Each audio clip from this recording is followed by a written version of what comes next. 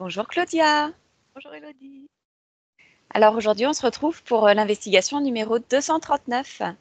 Et cette investigation, tu n'en connais pas le sujet. Non, pas du tout, pas encore. Alors les investigations de Calogero-Griffasi se composent de deux parties. La première partie est fixe et commune à tous les binômes. Et il y a une seconde partie qui est libre, qui nous permet à nous binômes de développer les points observés dans la première partie. Alors, est-ce que tu te sens prête, Claudia? Oui, je suis prête. T'es confortablement installée? Oui, ça va, oui. Est-ce que tu m'entends bien? Oui, très bien. Parfait. Ok, alors, tu respires profondément.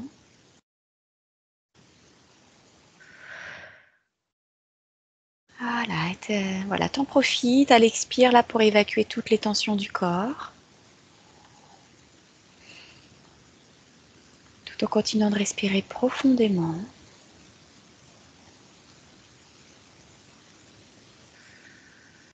Très bien. De descendre, de suivre cette respiration profonde.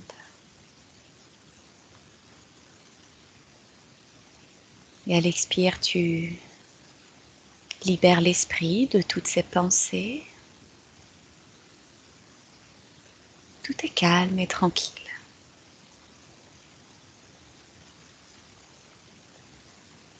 Très bien. Tu continues de respirer profondément. Et à l'expire, tu chasses toutes les énergies usagées et inutiles en dehors de ton espace.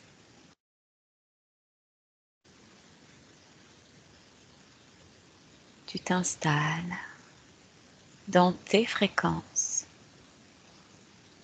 celles qui te sont idéales pour faire ce voyage et cette exploration dans le champ des possibles.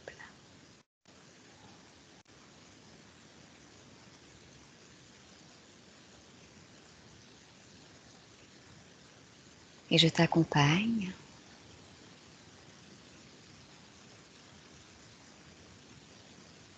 dans le calme et la tranquillité. Et tu descends de plus en plus profondément dans cet état d'hypnose.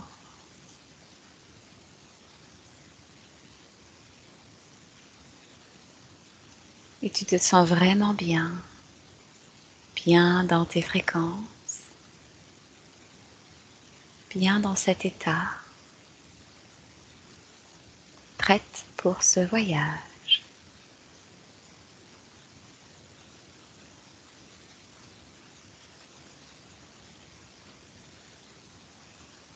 Et je vais compter, Claudia, de 1 à 3. Et à 3, tu te connectes à la matrice. Et tu me dis ce que tu perçois. 1, 2, 3. Tu te connectes à la matrice.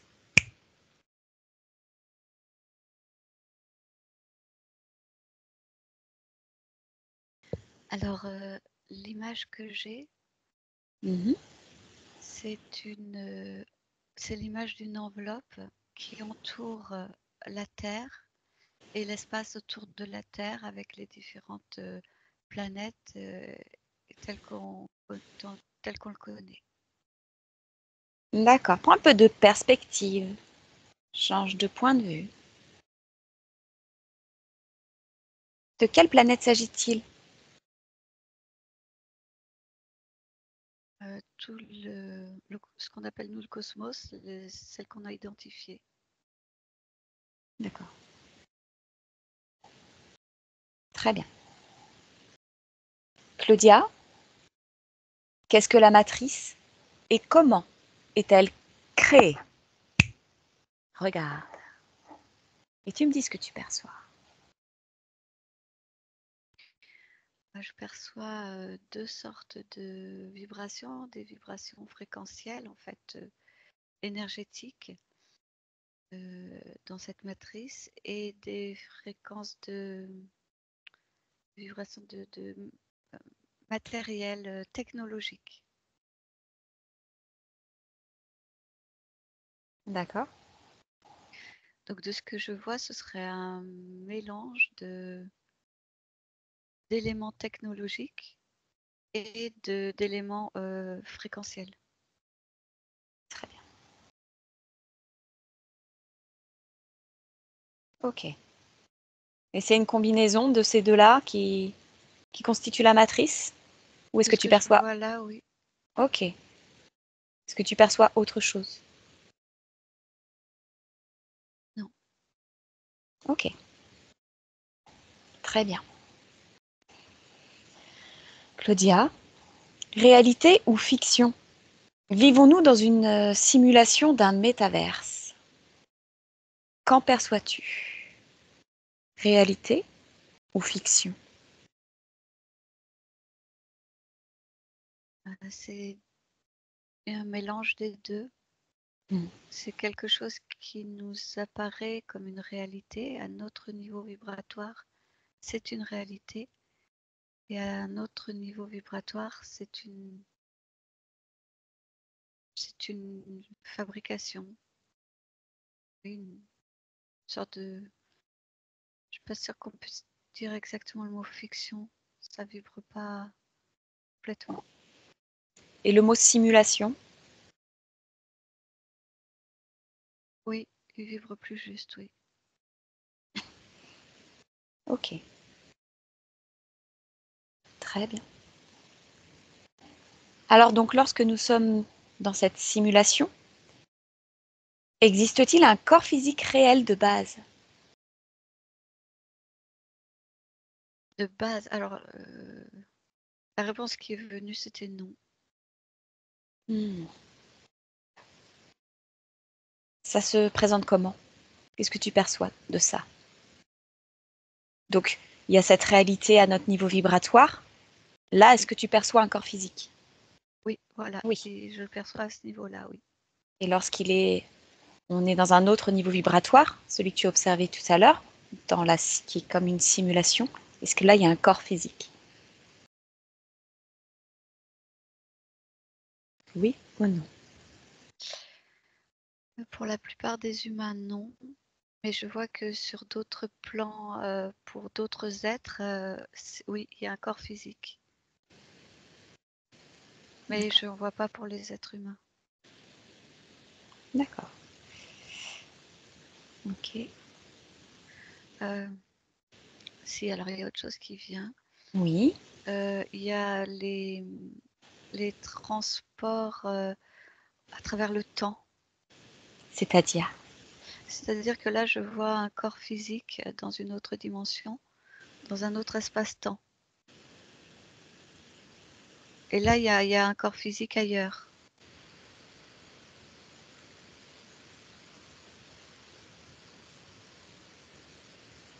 D'accord. Et cet espace-temps que tu observes, est-ce qu'il fait partie de la matrice? Pour certains, non. Non, j'en perçois en dehors de la matrice. D'accord. Donc il peut exister un corps physique en dehors de la matrice, c'est ce que tu observes? Oui, là, c'est ce que j'observe, oui. Ok. Où se trouve-t-il ce corps? Observe-le, focus dessus, rapproche-toi. Observe son environnement, dis-moi où il se trouve.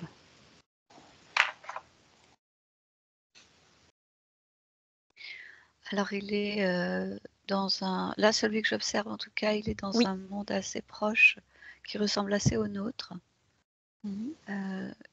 Avec donc cette personne a un corps physique. Mhm. Euh, Et cette personne, elle ressemble à un humain? oui, elle ressemble à un humain avec des traits moins marqués. D'accord. Euh, et je perçois dans sa physiologie qu'elle est différente de nous. Elle a une physiologie différente, un ADN différent. D'accord. Quelle est la différence qui t'interpelle le plus?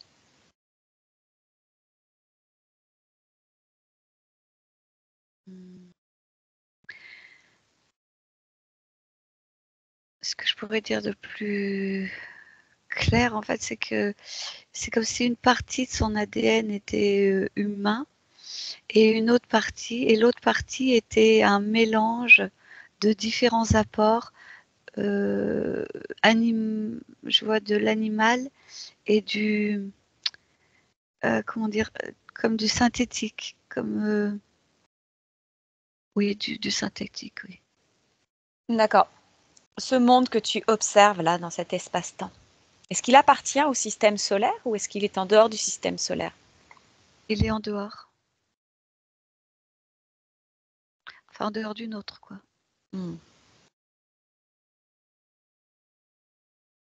D'accord. Très bien. Existe-t-il un modèle primordial? Existe-t-il une réalité de base?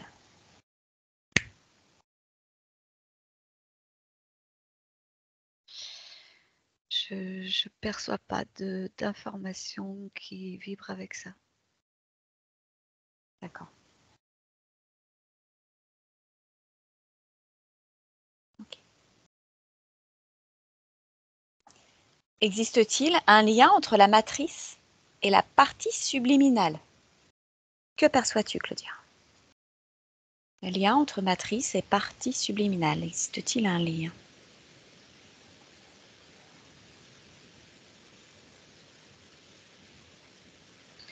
Alors, de ce que je vois de la matrice, c'est comme une espèce de système qui entoure la Terre et qui, au niveau vibratoire, a une incidence sur l'incarnation des parties subliminales. D'accord. C'est-à-dire que les parties subliminales, quand elles doivent s'incarner, doivent à un moment ou à un autre pénétrer dans cette matrice. D'accord.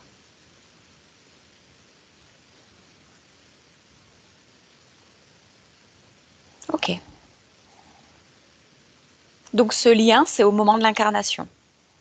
C'est à ce moment-là, principalement, que la partie subliminale rencontre la matrice? En tout cas, Oui, dans sa densification, dans ses étapes de densification. c'est la matrice qui permet ça? Ou c'est encore autre chose? La densification? Est-ce que c'est la matrice qui permet à la partie subliminale de se densifier, de se corporer? Non. Non, ça n'a rien à voir. Les parties subliminales peuvent se densifier, se corporer dans des espaces et sur des endroits physiques où il n'y a pas de matrice. Ok. Et alors, que veux-tu dire par la matrice densifie la partie subliminale? Non, je me suis mal exprimée si je D'accord. dis ça.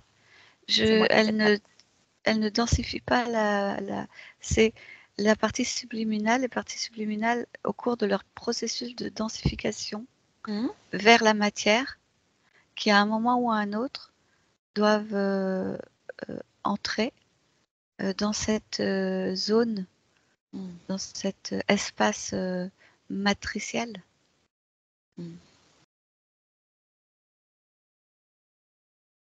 Ok.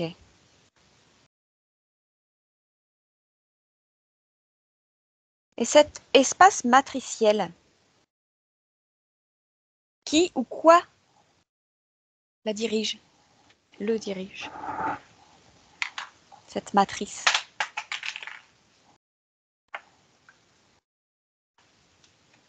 Mais c'est tout le système, ce qui est venu, c'est tout le système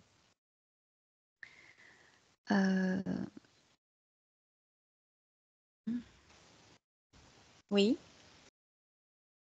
Prends du recul. Attends, je recommence. Donc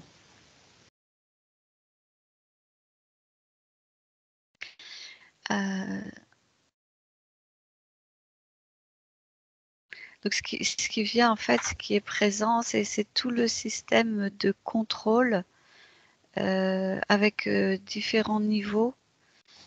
Je vois différents niveaux, les reptiloïdes, un niveau qu'on pourrait appeler archontique, et un niveau il y a un niveau d'une sorte de, oui, d'intelligence artificielle.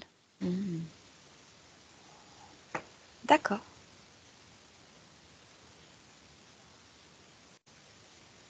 Ok, très intéressant. La technologie et la matrice. Claudia, dis-moi tout ce que tu perçois à ce sujet. Technologie et matrice.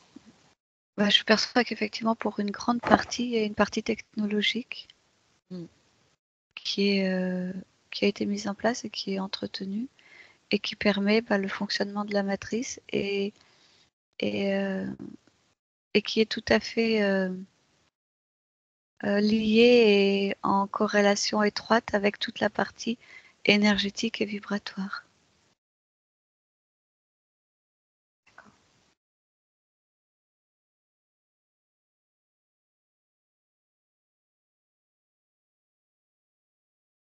Ok.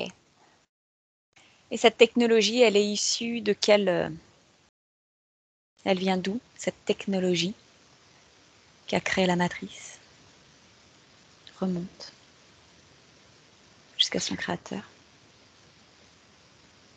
Alors là, je remonte à travers des étapes de reptiloïde et ensuite d'humanoïde. Et au-delà, y a-t-il un... Et au-delà, c'est en dehors de notre système terrestre, en dehors de notre... c'est, comment on dit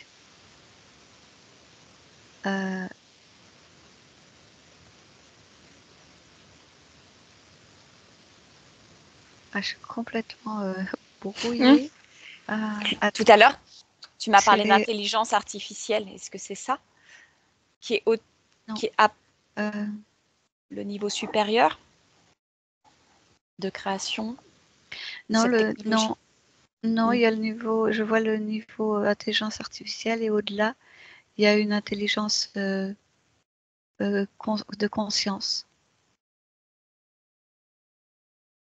Qu'est-ce que tu perçois? extraterrestre. Oui, Ouais, d'accord. extraterrestre. Oui. Et qu'est-ce que tu perçois de cette conscience? Qu'est-ce que tu ressens d'elle? Que c'était des peuples, que c'était un peuple en fait, un peuple technologiquement avancé. Ok. Dis-moi ce que tu perçois d'eux là où tu les observes.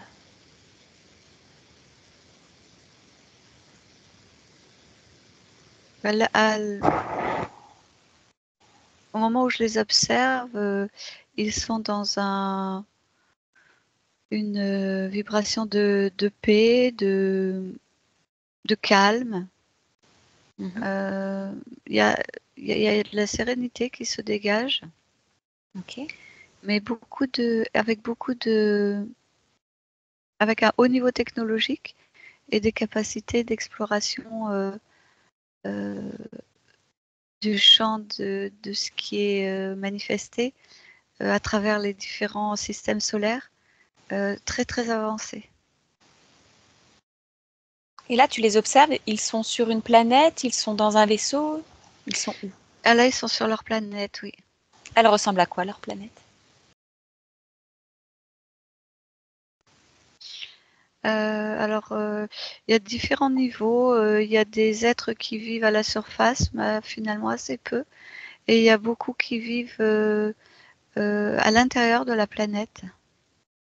D'accord. Et puis, ils ont des vaisseaux, des capacités d'exploration et de déplacement dans la partie de l'espace. Donc, ces vaisseaux leur permettent de voyager à travers les espaces-temps? Oui, oui aussi, oui. Ok.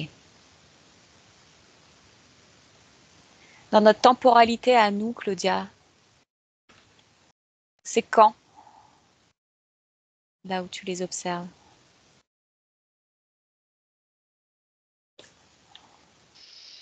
Alors, il y a deux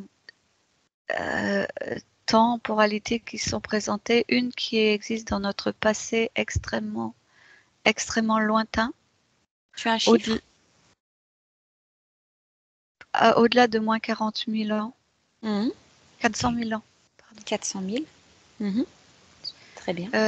Et l'autre temporalité, c'est ce qui correspond, nous, aujourd'hui, dans notre futur lointain. Tu as un chiffre? Une date? Plus, alors il y a quelque chose à plus 1200 et quelque chose à plus 3000. Ok. Très bien. Ils ressemblent à quoi? Tu peux me décrire leur apparence? En fait, ils ont tous plus ou moins la même apparence. Ils sont assez clairs, assez grands. Presque. Moi, de mon point de vue, j'ai du mal à différencier s'il y a des mâles ou des femelles, enfin des hommes ou des femmes. Est-ce qu'ils portent des vêtements? Oui, ils portent un espèce d'ensemble blanc. Pantalon, oui, pantalon large et long, et une sorte de tunique longue à manches longues.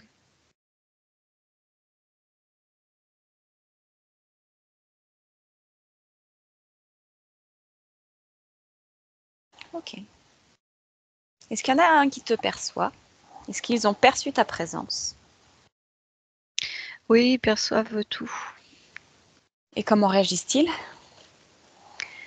Pour le moment, comme je suis assez loin, ils ne réagissent pas. D'accord. Alors rapproche-toi et observe leur réaction. Tu t'arrêtes dès qu'il y a une réaction. Oui, bah là, celui que j'avais observé de loin, qui était devant une espèce de pupitre, là, maintenant, il vient de lever, comment dire, ça pourrait correspondre à lever la tête, et il me fixe. Ben, regarde-le dans les yeux. Oui. Regarde son visage et décris-le-moi. Bah là, tout passe par les yeux, le visage est pas expressif. Par contre, les yeux sont d'une grande intensité. Le regard est d'une grande intensité, et il y a énormément de choses qui passent par ça. Ok. Quelles sont ses intentions? Lis dans son regard ce qui se passe pour lui à ta vue. Alors, il y a un mélange d'amusement et bah, de stabilité, d'attente. Il observe, en fait. C'est vraiment ce qui se dégage. C'est comme si il comprenait tout ce qui se passe, comme s'il voyait tout sous tous les angles, sous tous les aspects. C'est comme si sa partie physique, c'était simplement une petite partie de lui, et qu'il existe sur plein de plans différents. Et oui, il y a cette espèce d'énergie oui, d'amusement. D'accord. Il a une partie subliminale, cet être? Rapproche-toi de sa part. Bah oui, c'est comme s'il était tout est ensemble, en fait. D'accord. Et lorsque tu observes son espace éthérique, qu'est-ce que tu perçois? C'est encore plus rapidement dans des niveaux très expansés. Beaucoup plus expansés, et c'est beaucoup plus rapidement là que les consciences, que les parties subliminales humaines. D'accord. Ok. Est-ce qu'il y a une fréquence qui détermine ces êtres?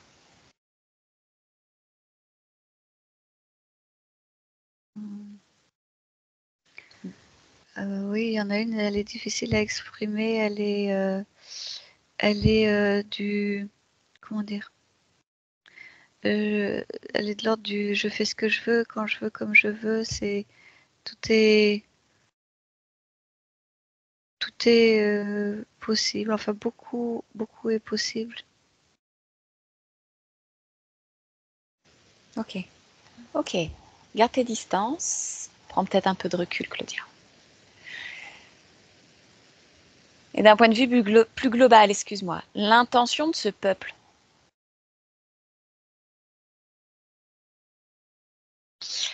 Alors là, ce que j'observe, c'est beaucoup de... Ils sont dans l'expérimentation, dans l'étude, la prise d'information. Ok. C'est un peuple très pacifique. Pacifique. Pacifiste, je sais pas. Pacifique, ok. Et est-ce que tu as la possibilité d'ouvrir un canal télépathique avec l'être en question? Est-ce que c'est envisageable pour lui, comme pour toi? Oui, Oui? oui. Et ce... Ok. À 3, tu me laisses parler avec lui. 1, 2, 3. Bonjour.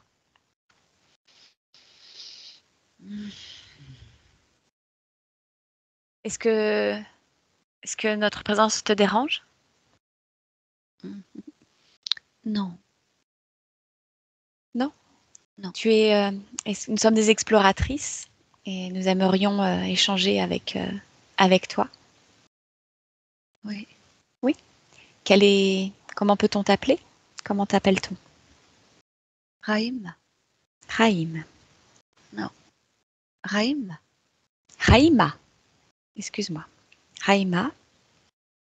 Sais-tu qui nous sommes? De quelle planète nous venons? Oui. Dis-moi. De la planète Terre, dans un espace-temps très éloigné d'une autre. Tu y as accès? Oui, probablement, si je le souhaite. Et comment peux-tu y accéder? Précise ta question. Par quel moyen? Quel moyen utilises-tu Oui, pour traverser le temps? il existe plusieurs types de moyens. On peut se projeter physiquement, mais ça ne présente pas d'intérêt pour nous aujourd'hui. Tu veux dire de venir sur Terre?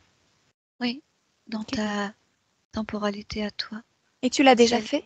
Est-ce que vous l'avez oui, déjà fait de venir sur Terre? oui, Ouais. Dans quel but? exploration. D'accord. Et qu'avez-vous exploré et qu'avez-vous appris ou recueilli comme information de la Terre? Qu'elle ne nous intéressait pas, il n'y avait rien, il n'y avait quasiment rien d'intéressant pour nous à ce moment-là. Nous en Est-ce, sommes repartis. ok. Est-ce qu'il y avait d'autres êtres que vous au moment où vous l'avez exploré? Il y avait d'autres êtres au niveau fréquentiel. À quoi ressemblait-il? Ah, ils n'étaient pas sur votre croûte terrestre. Hmm. Ils étaient dans l'espace fréquentiel. Il y avait toutes sortes déjà aussi d'autres explorateurs. Hmm. Et ça pose, pour vous, pour vos explorations, est-ce que cela pose problème d'explorer des endroits en même temps que d'autres? Non. Hum, la plupart du temps, non. Tout dépend comment vous appelez ça, des peuples. Oui. Tout dépend des peuples que nous croisons à ce moment-là. D'accord. Et est-ce qu'il y en a certains avec qui vous avez collaboré et d'autres avec qui ça s'est pas bien passé? Nous collaborons globalement assez peu. Pour ton espace à toi, Oui. euh, il ne nous intéressait pas. Et puis, dans ce que vous auriez appelé la suite du déroulement du temps, d'autres peuples sont venus, des peuples qui n'étaient pas dans la dynamique de l'expansion. Hmm. Ok. Est-ce que tu les connais, Ces peuples-là, tu les connais bien? Nous les connaissons, oui. À quoi ressemblent-ils ou comment les appelez-vous? Et ils ressemblent à ce que vous voyez dans vos explorations, ce que vous appelez des reptiliens. D'accord. Est-ce qu'il y a d'autres types d'êtres que les reptiliens? Précise ta question. Où? Eh bien, est-ce qu'il y en a qui nous ressemblent davantage, sans être nous pour autant? Dans l'espace des manifestés? Oui, et ces êtres, ces peuples que tu dis qui ne sont pas dans l'évolution et qui se sont Ah, intéressés à la Terre. Hmm. oui. Oui, il y en a qui vous ressemblent, qui sont physiquement assez proches. Ok. Alors, pour certains d'entre eux, de ce que je vois là, ce sont des projections fausses d'une réalité différente. D'accord. Très bien. Et tu es un peuple dont la technologie est exceptionnellement avancée. Non, elle en est au stade où elle en est. Elle est simplement différente de la vôtre. Tout à fait. Est-ce que cette technologie a été copiée, volée par ces êtres que nous avons précédemment nommés? Avez-vous partagé vos connaissances avec eux? Non. Alors, nous ne les avons pas partagées. Mhm. Ils ont la capacité effectivement de copier certaines choses, certains phénomènes. Comment Mais Oui, mais comment y ont-ils accès? eux aussi ont la capacité d'observation. D'accord. C'est-à-dire que si nous avions la capacité d'observer votre technologie, nous serions, nous, humains, en mesure de la reproduire? Non, Non. Mais eux, oui? non, pas simplement au même titre que vous, simplement avec les connaissances et capacités techniques et cognitives du moment. D'accord. Je viens à toi aujourd'hui parce que nous observons ce que nous, humains, appelons la matrice. Il y a tellement de définitions différentes derrière votre terme matrice.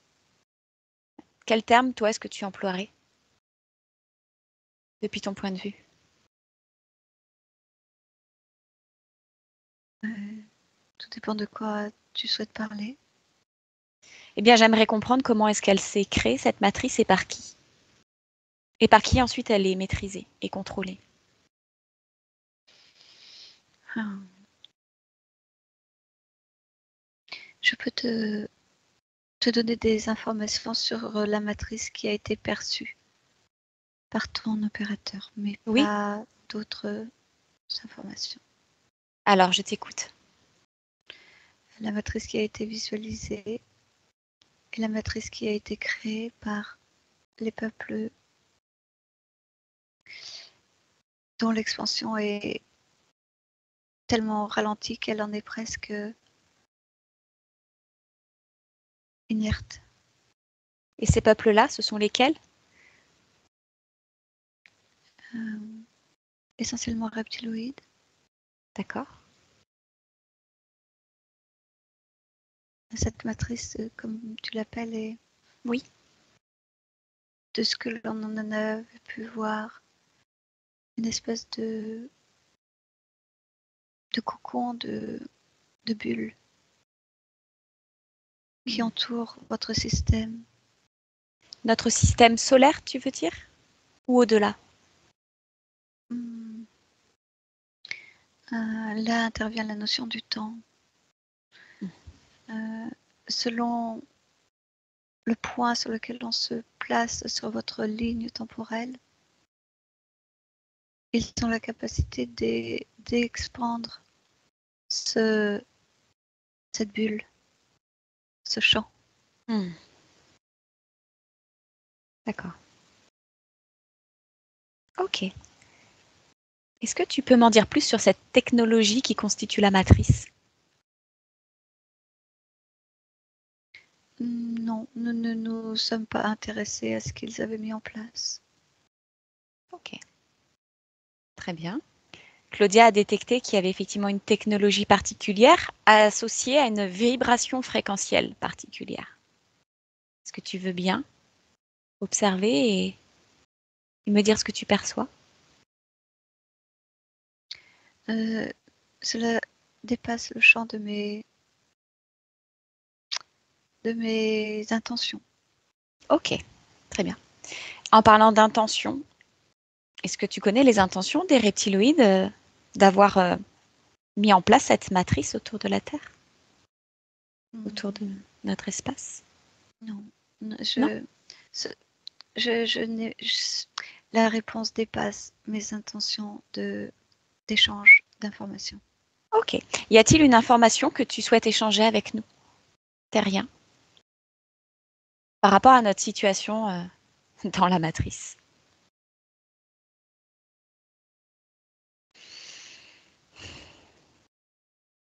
Persévérer.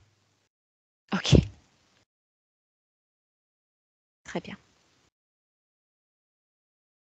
Ok. Raïma, je te remercie. Je te remercie, je te dis au revoir. Claudia déconnecte. Oui, Comment te sens-tu? ça va. C'est comment de canaliser un être comme Raïma? C'est comme s'il ne me laissait canaliser de lui qu'une toute petite partie.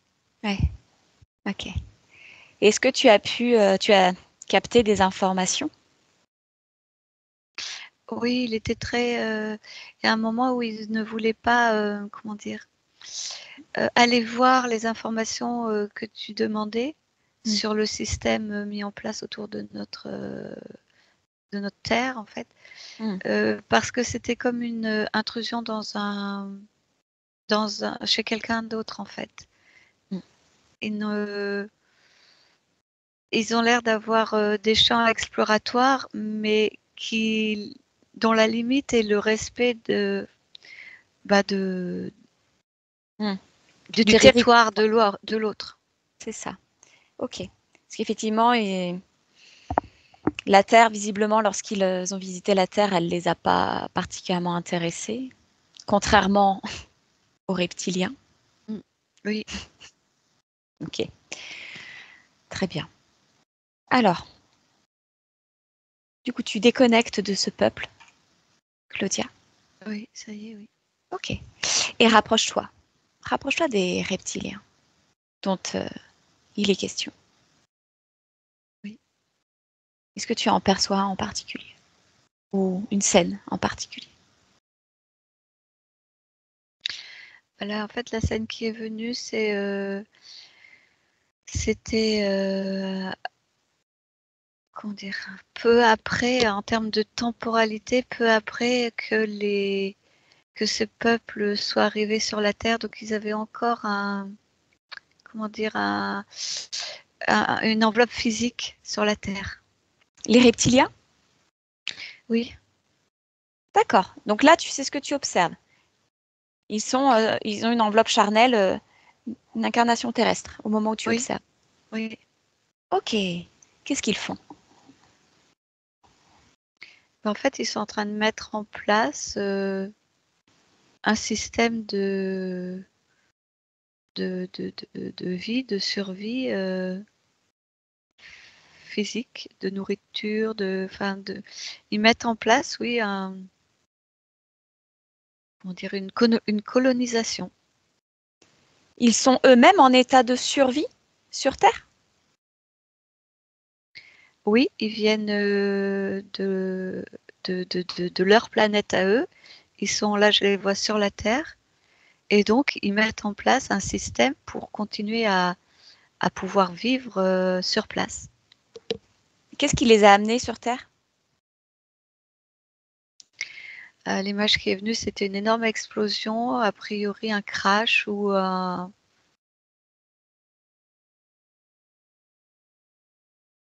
Oui, alors je vois comme s'il y avait une espèce de guerre ou de combat dans l'espace. Ok, d'accord. Donc en fait, c'était involontaire de venir sur Terre? Oui ou non? Non, pas vraiment. C'est comme s'ils avaient été repoussés depuis l'endroit où eux vivaient. C'est comme s'ils avaient été repoussés de loin en loin et que ils s'étaient retrouvés dans cet endroit de l'univers et que du coup ils avaient plus ou moins été obligés d'arriver par ici et qu'ensuite ils s'étaient implantés là où ils le pouvaient et là où ils trouvaient des conditions qui étaient le plus proches de celles qu'il leur fallait. Est-ce qu'au moment où tu observes, il est possible pour eux de retourner là d'où ils viennent? Alors, la réponse qui vient, c'est non pour 2 raisons. D'abord, des raisons technologiques. A priori, ils ont des difficultés à reconstruire toute la technologie qu'il leur faudrait pour repartir, parce qu'a priori, leur planète est très très loin d'ici. Et la deuxième réponse, c'était que a priori, ils ne le peuvent pas non plus parce que ils n'ont plus la capacité de, comment dire, ils ont été chassés en fait, ils ont été vraiment Comme chassés bannis? ou, ou- oui, c'est pas vraiment banni parce que ceux qui sont bannis acceptent cela et partent. D'accord. Alors que là, non, hein, il y avait vraiment des combats qui se déroulaient. D'accord, c'est limite dangereux peut-être pour eux de retourner chez eux. Il y a Oui, cette et a notion-là? priori, leur peuple a été divisé Mm.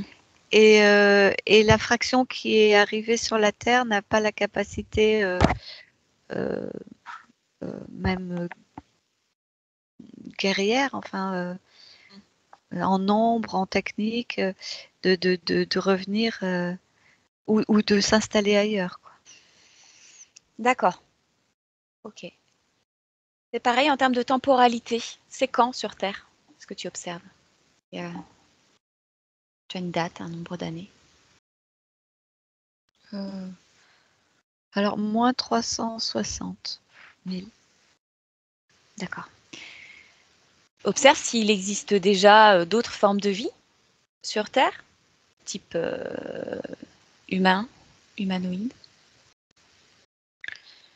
Oui, alors ce que je perçois, c'est qu'il y avait euh,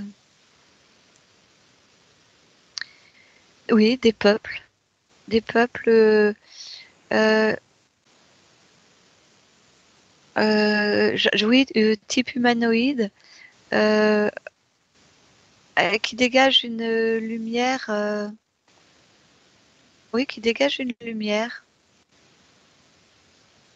Ils sont assez clairs, ils dégagent une lumière presque bleutée.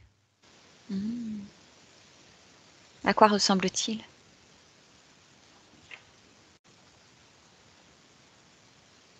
Euh, ils sont, ils sont très type humanoïde, une tête, des bras, des jambes. Ils sont très proches, très ressemblants de nous. Ok. Plus grands, plus, plus légers.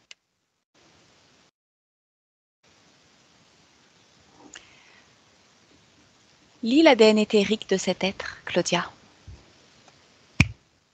Alors oui, ce qui est présent là, c'est que ces êtres sont à l'origine de différents peuples qui ont, qui habiteront ensuite la Terre, donc qui ont habité la Terre pour nous, et qui sont les peuples de l'Atlantide, de Mu et de la Lémurie, notamment. D'accord, très bien. Alors, ce qui nous intéresse dans le sujet d'aujourd'hui, c'est d'observer à quel moment est-ce que la matrice s'est constituée.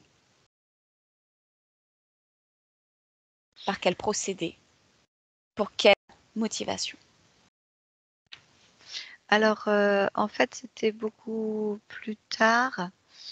Les reptiloïdes, de ce que j'en vois, ont vécu longtemps sur la surface de la Terre avec leur corps physique et ont développé ensuite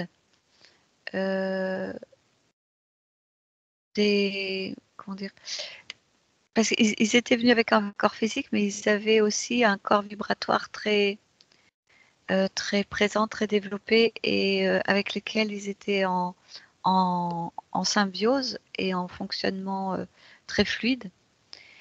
Et donc petit à petit, au cours du temps, ils ont abandonné la partie physique. Pour quelle raison est-ce qu'ils abandonnent le corps physique? Bah, de ce que je vois là, ils étaient de plus en plus, le corps physique était de plus en plus fatigué, de plus en plus usé, de plus en plus inadapté, on va dire, au système terrestre. Pour quelle raison? Parce que les conditions de vie physique étaient différentes de celles de leur planète. Ok. Et donc, qu'est-ce qui se passe alors? Quel est le procédé pour quitter son enveloppe charnelle? Observe ce qui se passe à ce moment-là. La création de la matrice ensuite. C'est ça qu'on cherche, à observer. Oui. Pourquoi? Alors que j'ai plein d'informations, donc du coup, précise une question peut-être. Oui, j'aimerais là maintenant, Claudia, vraiment que tu observes le moment où il y a cette volonté de créer la matrice. J'aimerais savoir pourquoi ils le font, quelles sont leurs motivations et comment est-ce qu'ils s'y prennent. Alors, dans un premier temps, ce que j'observe, c'est qu'il y avait eu aussi une volonté d'isoler la planète de façon à ce que ils puissent continuer à vivre là sans être pourchassés, enfin, de vivre ici en tranquillité en fait. Et moi, j'aimerais savoir cette technologie, de quelle nature elle est. J'aimerais que tu observes la technologie, que tu me donnes sa nature, ses informations, son programme. Il y a plusieurs choses, il y a beaucoup de choses. Ok. Ce qui nous concerne et nous impacte directement. En fait, aujourd'hui, tout nous concerne et nous impacte quasiment dans le fonctionnement que j'observe. D'accord. Pour quel motif cette matrice est-elle là pour nous impacter directement? En fait, ce que j'observe, c'est que c'est un espèce de système de recyclage de fréquences, d'énergie, de recyclage d'énergie. C'est comme si c'était un circuit, c'est un circuit fermé que j'observe. Et dans ce circuit fermé, les énergies sont recyclées par le biais de l'incarnation. C'est-à-dire que l'incarnation terrestre permet de produire des énergies qui vont être utilisées, ou une énergie qui va être utilisée à plein de choses différentes. D'accord. Et cette maîtrise de ce système de recyclage, c'est les reptiliens qui le gèrent pour leur compte personnel. Alors, je vois les reptiliens et je vois aussi des humanoïdes. D'accord. Oui. Alors qu'ils n'étaient pas là à l'origine, hein, de ce que j'observais au départ, quand les reptiliens sont arrivés, quand ils ont mis en place ce système. Les humanoïdes, je ne les percevais pas. Et là, maintenant, de ta question, là, je vois qu'effectivement, ils sont là aussi. Et ils sont arrivés plus tard. Oui. D'accord. Ok. Eux aussi profitent de ce circuit fermé pour recycler les énergies? Oui, oui. Alors, eux, ils sont plus intéressés par des expériences, des... Oui, à ce niveau-là, ils sont plus intéressés par obtenir des informations, des compréhensions et faire évoluer le système. Quand tu dis faire évoluer le système, c'est le système de recyclage et contrôlant? Ou c'est d'un autre Euh, système que tu parles? oui, alors je vois qu'il y a des expériences qui sont menées pour euh, créer des espèces de, comment on peut dire, un mélange entre de la technologie synthétique, artificielle et humaine. D'accord. Donc, il y a plusieurs champs qui sont explorés, a priori. Ok. Est-ce que du point de vue depuis lequel tu observes, la Terre te semble être comme un laboratoire où on recycle et où on fait des expériences? Ah ouais, complètement. C'est D'accord? carrément ça, oui. Et les consciences qui s'incarnent, est-ce qu'elles sont toutes conscientes ou inconscientes de ce système, de cette matrice, des conditions de l'incarnation? Euh, il y a de tout. Certaines sont conscientes, certaines ne le sont pas. Beaucoup le sont, mais à différents niveaux de prise en compte. Mais alors justement, j'aimerais que tu observes une de ces consciences qui connaît les conditions d'incarnation sur Terre, cette Et, matrice, oui, ce et qui? système. Ben, Oui. j'aimerais savoir quelles sont ses motivations à venir s'incarner sur Terre. Oui, mais alors, il y a tellement de cas différents. Il y en a qui ont conscience et qui refusent. Il y en a qui ont conscience et qui attendent d'avoir plus d'informations. Il y en a qui ont conscience et qui, comment dire, qui ne prennent pas en compte l'information. Il y en a qui ont conscience et qui prennent en compte l'information de façon partielle. Il y a tout un, il y a tout un panel en fait de possibilités. D'accord. J'avoue que ça m'interpelle beaucoup quand on est une conscience et qu'on sait qu'on va s'incarner sur Terre, qu'on a ce choix à faire. Quelle est la motivation, ouais, de traverser cette matrice et tout ce système contrôlant?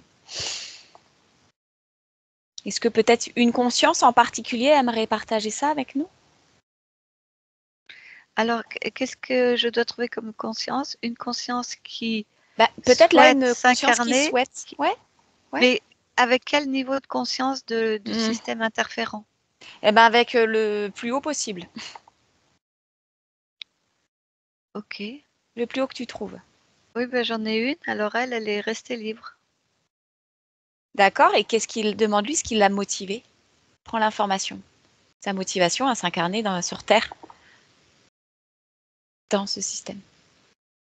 Ben, sa motivation à elle, c'était ça, c'était de pouvoir traverser et évoluer au sein d'un système interférent tout en restant libre et non interféré. D'accord. Et je sais pas, j'ai envie de dire qu'est-ce qu'elle y gagne? C'est peut-être mal formulé, mais qu'est-ce qu'elle y gagne à vivre cette expérience? Alors, elle me montre plusieurs choses. Déjà, c'est une vibration. Ce sont des vibrations multiples euh, de qu'elle ne vit pas, qu'elle va vivre de façon précise, intense, parce qu'elle est incarnée ou parce qu'elle est dans une incarnation. Donc, par exemple, la satisfaction, Mhm. euh, le,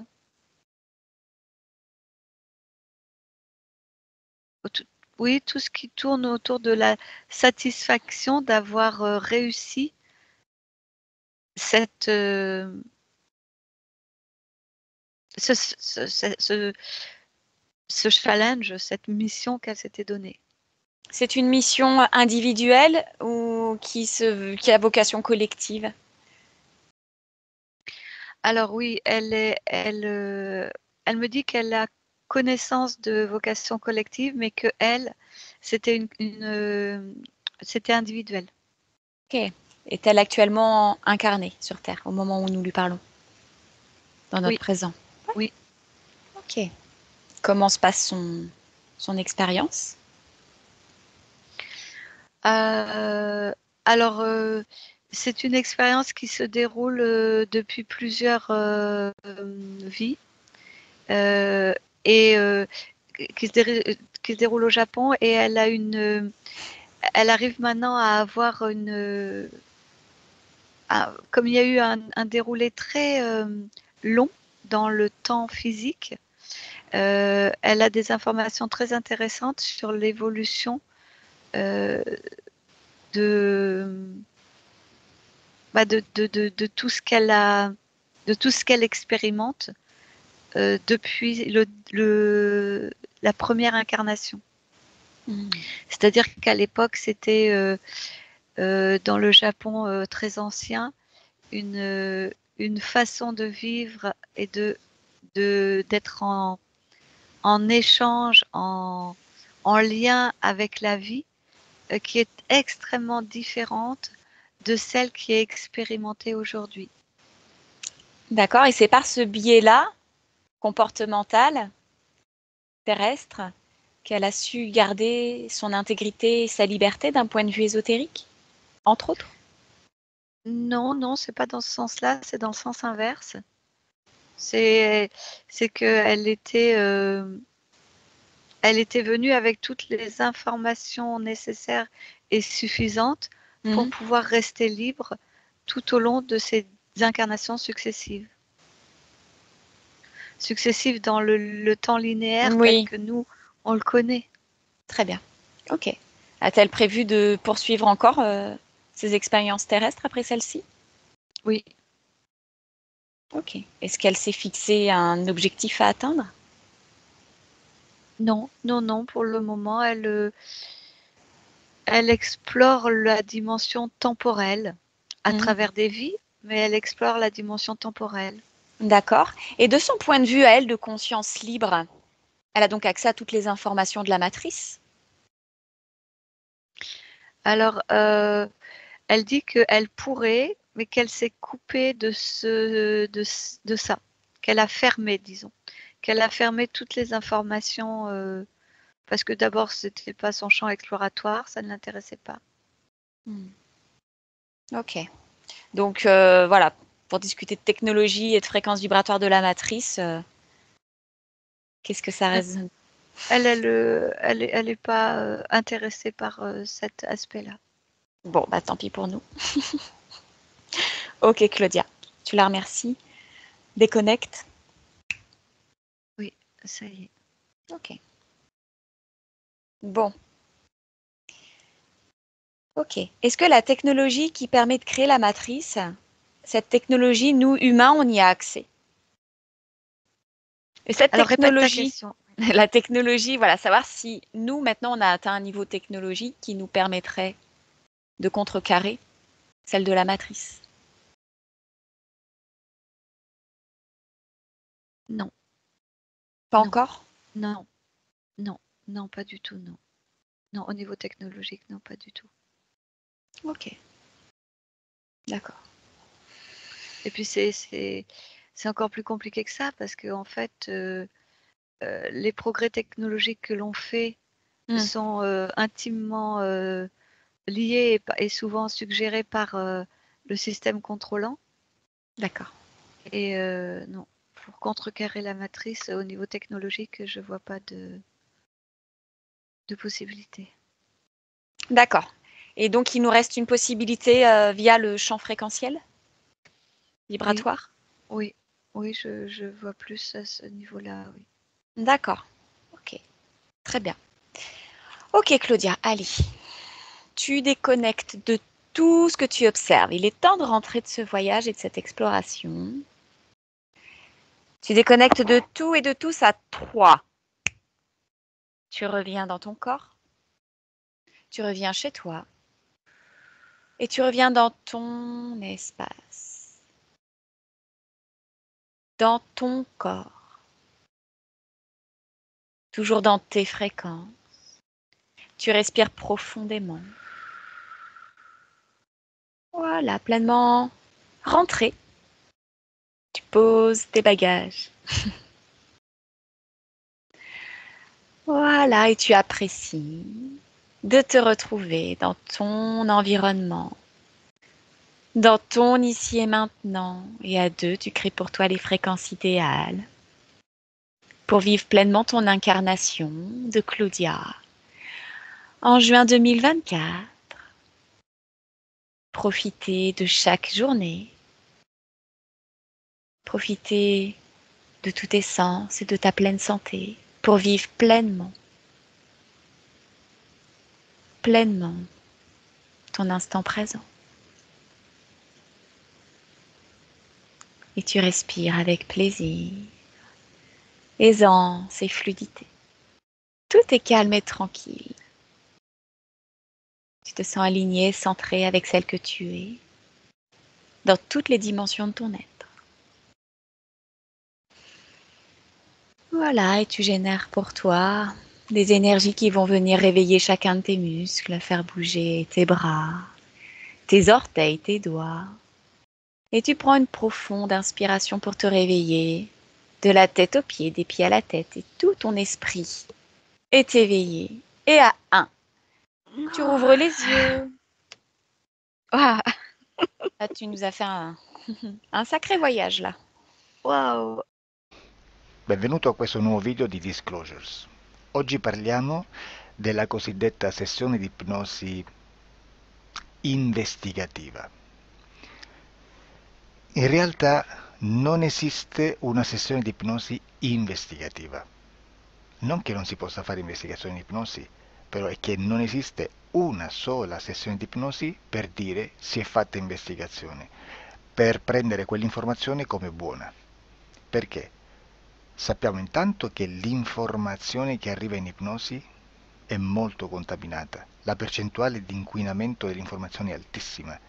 Pensate a questa informazione che viaggia per tantissime dimensioni, attraversa densità, passa per coscienze che volontariamente o involontariamente possono distorcerla e poi arriva infine alla persona che sta in ipnosi, che ha una coscienza, ha una mente, ha un'esperienza e interpreta questa informazione secondo la sua struttura mentale, secondo le sue credenze, che per quanto si possa essere più o meno liberi mentalmente, liberi pensatori, sempre c'è una parte subliminale che interpreta in base all'educazione ricevuta, alla cultura e perché no, anche tutte le esperienze di esistenze passate che ancora lasciano un segno in noi. Per capirci, è come se dovessimo parlare con un'altra persona immersi nell'acqua, a qualche metro di distanza, cercando di utilizzare un mezzo, che è quello della corda vocale, che è fatto per produrre suoni da trasmettere nell'aria. Noi stiamo utilizzando questo strumento per far passare un'onda sonora nell'acqua o in un liquido. Chiaramente il suono viene completamente distorto, sempre ammesso che sia per il nostro corpo facile e non difficoltoso poterlo fare senza avere dei problemi come ingurgitare acqua o eccetera. Ma non solo. Supponiamo che per questo tipo di comunicazione utilizziamo anche due lingue diverse, per esempio un italiano e un russo o un giapponese. Per quanto possiamo anche interpretare il labiale, non possiamo capire quello che ci sta dicendo, perché la lingua è diversa. La lingua, diciamo, da dove parte l'informazione a dove arriva è completamente diversa, il codice, il linguaggio è diverso. Ma possiamo anche cercare di capirci attraverso i gesti, attraverso le espressioni facciali. Per quanto sia ipoteticamente facile poterlo fare sott'acqua, però non dobbiamo dimenticare che l'acqua non è l'aria e può distorcere l'immagine, ma non solo. Dobbiamo anche pensare che l'altra persona, che parla un'altra lingua, che viene da un'altra cultura, potrebbe interpretare i segnali che noi interpretiamo come X in Y. Per noi un sì è abbassare la testa dall'alto verso il basso, per esempio, sì, e il no da sinistra verso destra, no. In alcuni paesi orientali, come le Filippine credo o qualcun altro, utilizzano esattamente gli stessi segni, ma al contrario. No, sì. Immaginate due persone di queste due culture che stanno cercando di comunicare in maniera così difficoltosa e alla fine non gli rimane altro che interpretare il linguaggio corporale. Sì, che per l'altro invece no. Cosa voglio dire con questo esempio estremo? Che l'informazione da dove parte a dove arriva viene completamente deformata. Non sappiamo esattamente quale percentuale perché ogni situazione è a sé stante, però la percentuale di inquinamento, di distorsione, di contaminazione di questa informazione è assolutamente alto. Quindi fare una sessione investigativa, mettere una persona in ipnosi e chiedere di Tizio Caio Sempronio di una situazione o chiedere certi dati è assolutamente controproducente, è assolutamente inutile. Quindi vi chiederete cosa fate allora voi quando fate ipnosi, quando fate delle domande, quando cercate delle risposte e con queste informazioni che vi arrivano lavorate sulla situazione esoterica del cliente. Beh, non facciamo altro che recuperare questa informazione solamente per arrivare al problema del cliente e poi lavorarci. Quindi il valore dell'informazione non è quello di un'istruzione, quello di memorizzare dei dati e di prenderli per buoni, ma è un veicolo di movimento, di trasporto verso la causa del problema per poi lavorarci. Quindi lo scopo di questo tipo di informazione che si prende dalla singola sessione è completamente un altro. Come si fa quindi? Investigazione in ipnosi. Il lavoro non è semplice, il lavoro è lungo, difficoltoso, stancante. È necessario farlo anche in squadra perché bisogna moltiplicare il numero di sessioni da fare e una sola persona potrebbe farlo soltanto in un tempo estremamente largo. Noi abbiamo delle informazioni che prendiamo ormai per buone, ci lavoriamo, danno dei risultati e quindi per noi sono buone.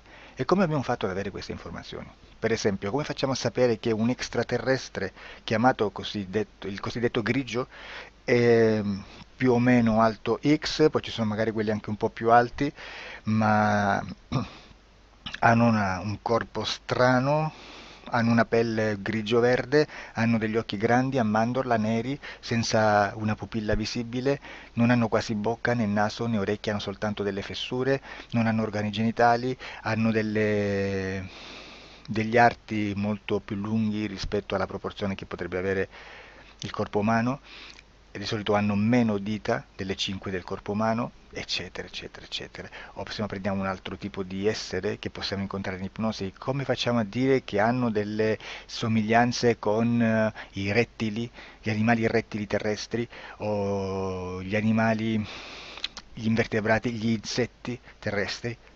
Perché? Perché siamo sicuri di questa informazione e ci lavoriamo e quando ci arriva la prendiamo già per buona, nonostante sia anch'essa contaminata. Perché queste informazioni sono arrivate da tantissime sessioni, fatte da tantissime persone, con tantissime altre persone sotto ipnosi e che nel contesto di tutto il lavoro gli uni non sapevano degli altri. Questo dato può essere più o meno rilevante, sempre c'è contaminazione e quindi possiamo prendere per buono anche un gruppo di lavoro dove l'uno possa sapere dell'altro. Ci potrebbe essere una contaminazione del contesto di quel gruppo di lavoro, ma si aggiunge semplicemente una piccola percentuale di questa contaminazione a già la grande che esiste, non è così impossibile lavorarci. Da tutte queste sessioni, da questo grande numero di sessioni, migliaia, diciamo migliaia, noi prendiamo solamente quell'informazione che è uguale a tutte, che è in comune a tutte, o a quasi, perché magari qualcuna ci potrebbe essere niente in comune per una fortissima contaminazione, perché no? Ma dobbiamo prendere una stragrande maggioranza, proporzionalmente abnorme rispetto a quello che potrebbe essere un minimo di scartabile,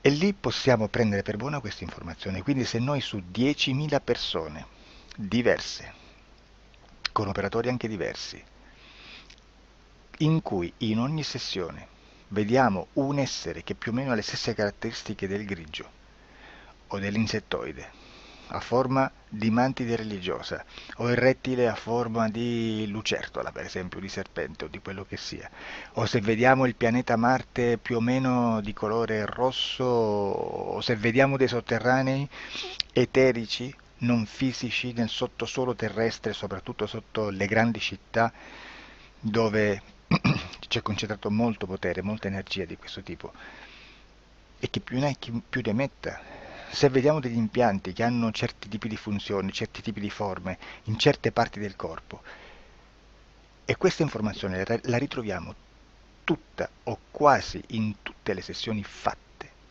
eseguite, realizzate da tanti anni a questa parte, significa che quella è una informazione affidabile.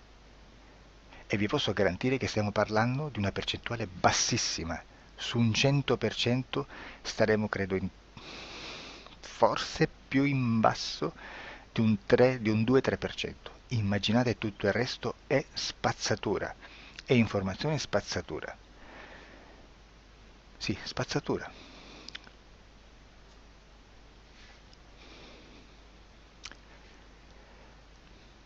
C'è anche un'altra cosa da dire. Supponiamo che un operatore faccia un'ipnosi e voglia andare a vedere cosa fa Tizio, cosa fa Caio, cosa fa Sempronio. Arrivano delle informazioni e si dice che Tizio è biondo, Caio è zoppo e Sempronio è uno sportivo. Intanto già abbiamo detto che una sessione soltanto non serve, d'accordo? Ma poi c'è da dire che una coscienza, un essere, in ambiente subliminale, la sua parte subliminale potrebbe non dare autorizzazione a questa fuoriuscita di informazioni. Mi potreste dire, e allora tu quando chiedi agli esseri cosa fanno, cosa non fanno? Beh, intanto la prendo sempre con le pinze, perché abbiamo sempre detto che tutto è molto contaminato e mi serve solo per dirigermi da una parte. Ma c'è anche da dire che se un essere interferisce con l'altro, ha aperto un canale di comunicazione a cui non può ovviare, a meno che non lo recida, non lo annulli. Quindi quando io faccio la domanda a un essere, se lo faccio attraverso l'interferito, mi arriva l'informazione per un canale aperto che sottostà alla volontà dell'interferito. Sulla volontà dell'interferito parleremo in un prossimo video disclosures. Però, se io voglio fare un'investigazione sopra Tizio, Caio e Sempronio, che non hanno nessun collegamento, nessuna interazione e nessuna interferenza con il soggetto con cui io sto realizzando l'ipnosi, non è detto che mi arrivi questa informazione. Assolutamente. Potrebbe esserci completamente un muro. Come potrebbe esserci informazioni, perché quell'altra parte potrebbe autorizzare comunque. Ma non è detto.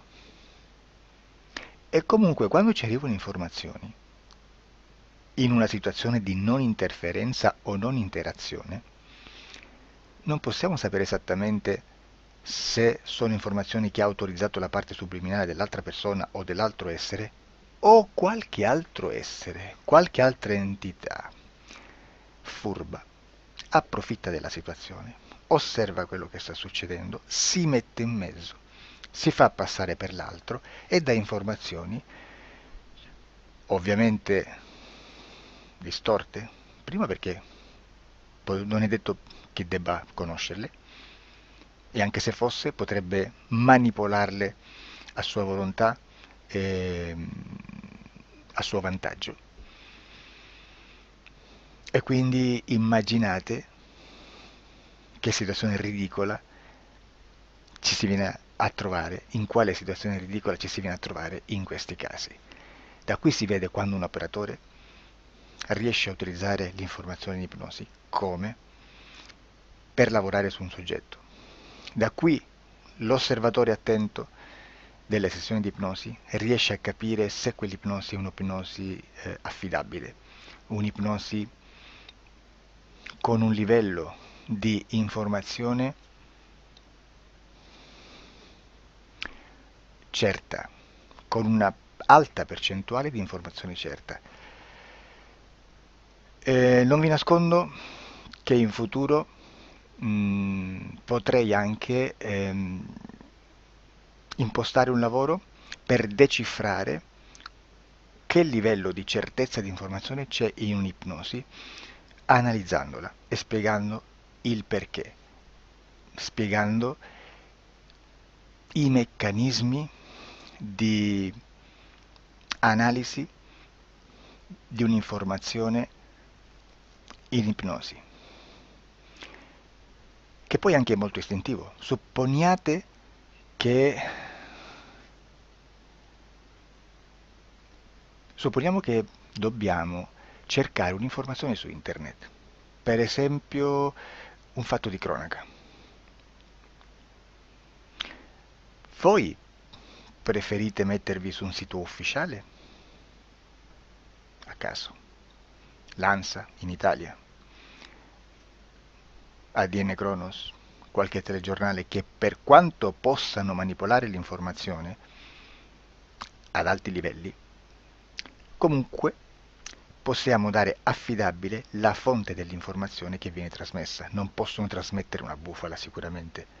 Verrà sicuramente manipolata ad altri livelli. Ne parleremo in altri video, ma a livello base la fonte è certa. Sicuramente non andrete a cercare questa informazione sul primo sito, il primo blog che vi passa davanti e magari c'ha 4 followers. Perché? Perché non vi dà nessuna garanzia della certezza della fonte. Non c'è un controllo né nella struttura interna di questa agenzia di informazione e né dal grande pubblico, che per la quantità di persone che attingono quell'informazione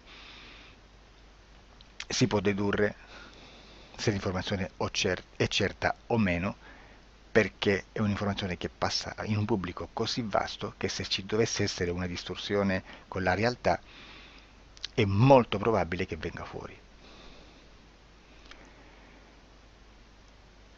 Credo che abbia detto quasi tutto sulle sessioni investigative. Prima di chiudere aggiungo che proprio per questo stiamo conducendo dei cicli di investigazione in ipnosi regressiva che comprendono tante sessioni con persone diverse, con una buona o eccellente suscettibilità ipnotica sicuramente, per poter indagare su spazi ristretti su alcuni temi. Perché dico spazi ristretti? Perché se andiamo a prendere eventi grandi nel tempo, nello spazio, storici, parlare di qualcosa di molto generico implica una quantità di sessioni abnorme. Immaginate se dovessimo fare una sessione investigativa sui buchi neri, quanta informazione ci sarebbe e quante informazioni da filtrare. Sarebbe quasi impossibile farlo in questa maniera. Ma se noi riduciamo lo spazio di investigazione, se noi prendiamo per esempio, investighiamo sulla pedofilia nella Chiesa Cattolica, ecco, se già restringiamo il campo d'azione è molto più facile che possiamo attingere informazioni affidabili presuntamente affidabili, con un numero di sessioni sicuramente alte, ma ridotte rispetto ad altri tipi di sessioni molto più generiche, su temi molto più generici. Quindi per fare anche delle investigazioni su temi molto generici bisogna suddividerli in temi, in dettagli, per poi alla fine, quando tutta l'informazione è stata filtrata ed è stata dedotta l'informazione comune, si possono mettere insieme per cominciare a costruire il quadro, mettere insieme tutti i puzzles. Questo è il vero senso dell'informazione in ipnosi, quando si fa ipnosi investigativa. La sessione per risolvere una problematica, un problema, con una presunta origine esoterica di un cliente, di una persona, è un'altra cosa, sono altri metodi, altre tecniche e l'informazione si usa in un'altra maniera, ha un altro scopo. Grazie, ci vediamo al prossimo video. Disclosure.